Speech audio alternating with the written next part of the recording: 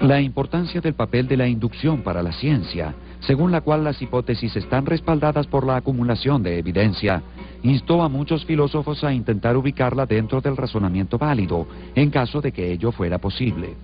El filósofo austríaco Karl Popper sostuvo que en la vida diaria utilizamos un método de prueba y error que puede parecer inductivo, pero cuya estructura lógica era completamente diferente.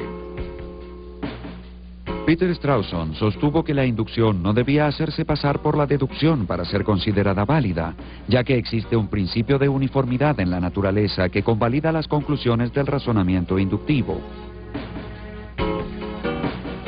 El filósofo estadounidense Nelson Goodman argumentó que no era posible crear un sistema formal de lógica inductiva, ya que para cada hipótesis confirmada por la evidencia, existe un número infinito de hipótesis alternativas que también podrían ser confirmadas por dicha evidencia. La teoría de la confirmación bayesiana, que debe su nombre al matemático inglés del siglo XVIII Thomas Bayes, es un método que apoya la lógica inductiva basándose en la probabilidad estadística, mediante la combinación del sentido común y la evidencia observacional.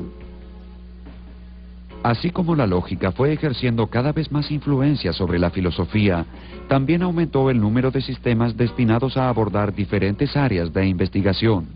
La lógica extensiva fue creada para hacer afirmaciones sobre objetos, relaciones entre objetos y las relaciones en sí. La lógica modal introduce los operadores necesario y posible, pero no tiene en cuenta la existencia de lo necesario o de lo posible.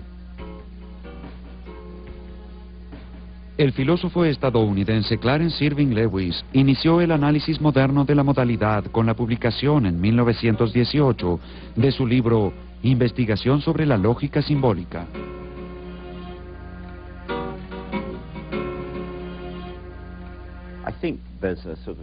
Creo que existe un movimiento moderno que comenzó con Lewis a comienzos del siglo pasado y persiste hasta nuestros días. La lógica modal se convirtió en una parte muy importante, no tanto de la filosofía, sino de la ciencia de la computación y de la lingüística.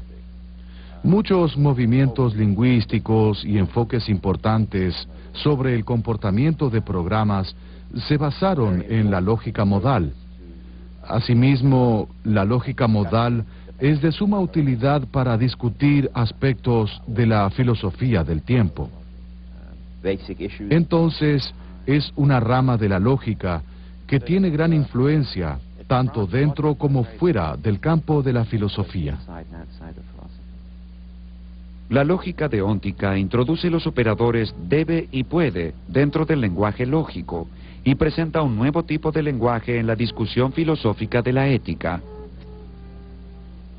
La lógica deóntica analiza el aspecto del deber y trata de comprender proposiciones tales como es obligatorio, está permitido, está prohibido.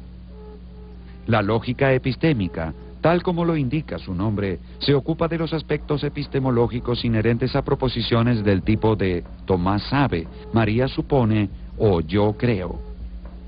La lógica divergente rechaza el principio del tercero excluido, que desde la época de Aristóteles elimina cualquier posibilidad entre la verdad y la falsedad. A este grupo pertenecen la lógica plurivalente, la lógica universal y la lógica difusa. La lógica plurivalente acepta más de dos valores de verdad, mientras que la lógica universal aspira a construir sistemas válidos para todos los mundos posibles. Por su parte, la lógica difusa reconoce infinitos valores de verdad y se ha convertido en una herramienta muy importante de la que se está valiendo la economía, donde deben tomarse decisiones en un ambiente de gran incertidumbre. El diálogo constante entre la lógica y la filosofía cuenta con una larga y compleja historia. Uno de los puntos críticos es, ¿dónde debe poner el énfasis la lógica? ¿Sobre el formalismo y el rigor o sobre el contenido semántico?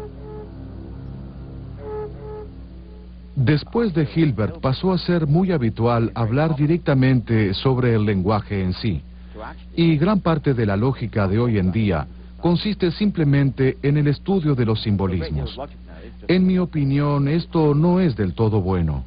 Creo que de cierto modo perdimos el sentido de la inocencia que Frege y Russell tenían y que sería bueno recuperar, ya que el principal interés radica en lo que el lenguaje representa y no en el lenguaje en sí. ¿Por qué no hablar directamente sobre eso? No me opongo a estas investigaciones de orientación lingüística. Simplemente pienso que tal vez hemos dejado algo afuera al concentrarnos tanto en ese aspecto exclusivamente. Para algunos, la lógica representa un gigantesco sistema de reglas y símbolos arcaicos. Para otros, un símbolo de claridad y orden. Tal vez la descripción más acertada sea la de una herramienta absolutamente versátil que se emplea constantemente aun cuando todavía se encuentra en vías de desarrollo. Quizás quien haya logrado capturar mejor la naturaleza de la lógica sea Lewis Carroll, cuando escribió: si ocurrió, puede ser, y si ocurriera, sería, pero como no ocurre, no es. Eso es la lógica.